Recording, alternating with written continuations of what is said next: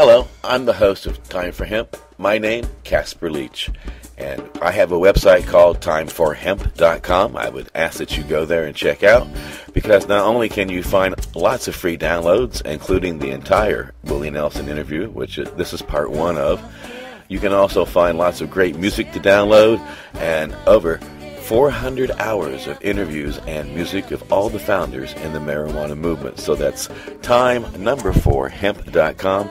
Please tell your friends to check it out. And with that said, I want to make a wonderful presentation of the interview I did with Willie Nelson back in, I think it was May of 1991. So pack a bowl and enjoy. Today we are very honored to have a special guest on our program.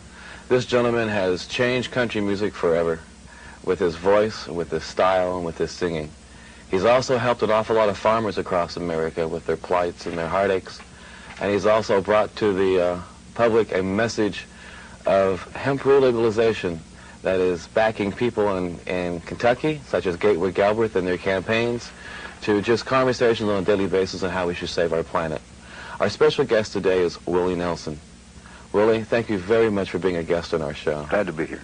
Willie, you've had a chance to see firsthand the heartaches and the plights that our farmers are going through. And a lot of people in their offices and driving to and from their jobs in L.A. and New York and Chicago don't see the heartache that you've had a chance to witness. Could you share some of that? Well, whenever I first started hearing about the farmers' problems, I was born in a farm community, in a farm town. A lot of my friends are farmers. So I started checking it out. I heard these horror stories about farmers getting foreclosed on and losing their farms, and bankers who were once friendly, now unfriendly. I heard all these things, and I said, well, something's going on that I'm not aware of. So I started checking it out. Millions of farmers all over this country had been losing their farms at the rate of 1 million a year. What, acreages? Well, 1 million farms? Farmers. You know, at one time there was 8 million working farmers in this country, American family farmers. Now we're down to probably less than 2 million. The big corporations, it's the old story of the big ones eating the little ones. And they're running the small farmer off the land. And when that happens, the farm town closes down. The first thing, the hospitals and the schools go. And then what happens is all these people are now unemployed. They move on to the next big city, which causes the same kind of problems in that city. I think that all the homelessness, alcoholism, insanity, all these things that we experience, unemployment in our country, can be traced back to the first time that the first American farmer was forced off his land when he was unable to make a living off of 100 or 200 acres of land. And the reason for it is because they have asked him, demanded or made it necessary that he raise a crop below what it costs him to raise it. He loses money on, for instance, if he, just example figures, for instance, if he were to, it costs him $2 to, or $3 to plant and raise and harvest a bushel of corn, and if he only gets $2.50 for that at the market, then he's losing. Right. And this is an accepted practice in American agriculture today, for the farmer to get less than what it costs him to grow. And they keep trying to justify it with subsidies and whatever. But the American farmer would rather go out here and work hard and make his money the hard way, the way he knows how to do it. Give him an acre, let him do what that acre can do. Let him do it without all the pesticides, without all the chemicals. Don't put his yield so low, his money so low, that he has to use every piece or every gallon of pesticides that he can find to pour on that acre of land in order to get enough money out to almost break even.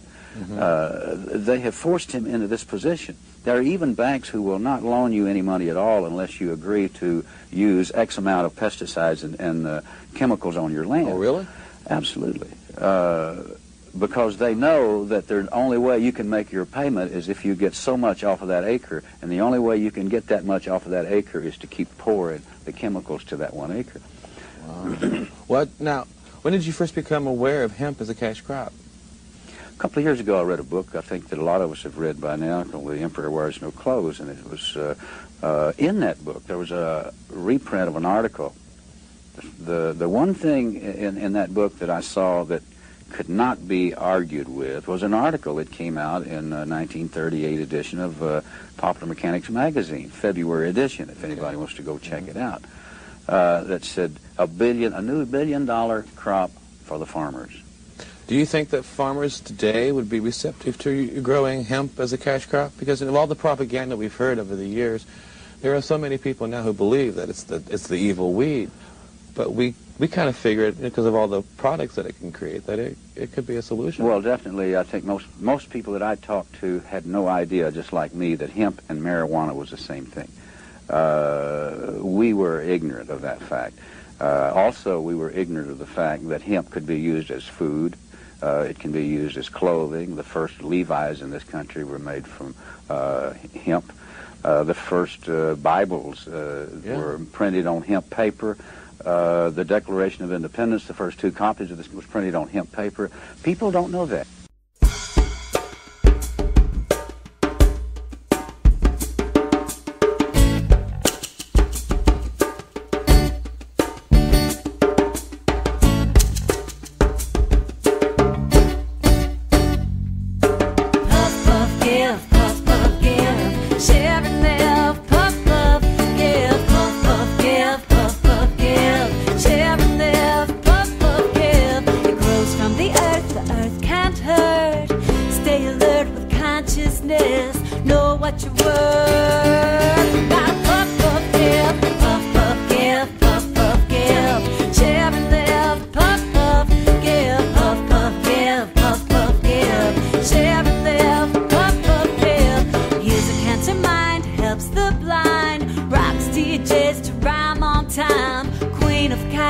Sweet kind lip, grow to the sky.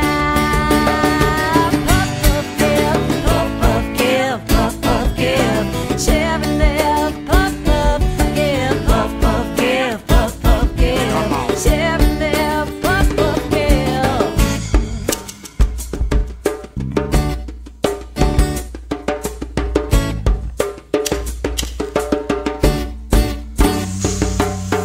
Pass, I don't cheap on the left-hand side, I say. Pass, I don't cheap on the right-hand side, I say. Lift your chalice if you're feeling high. You know why? We puff like praise, Jah Rastafari. Smoking Buddha makes me feel irie. I know why I feel free. Yes, I'm talking sensei. So come on, puff or give if you know what I mean. So pass it around, baby, cause it's don't seem, don't hug the green.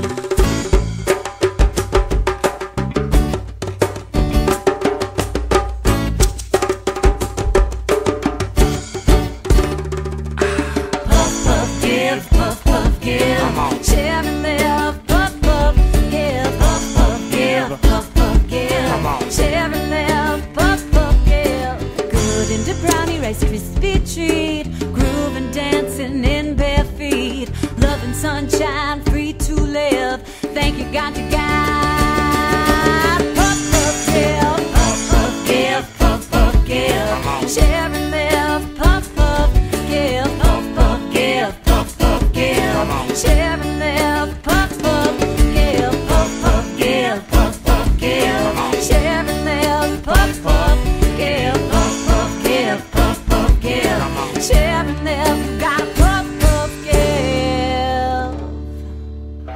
Well, this concludes part 1 of this 2-part interview that's being presented in this format. This interview was done in 1991 on the Time for Hemp television series, the first television series in broadcast history to focus on how wonderful marijuana is. You can find this and much, much more at Time4Hemp, time4hemp.com. Please tell your friends and visit often.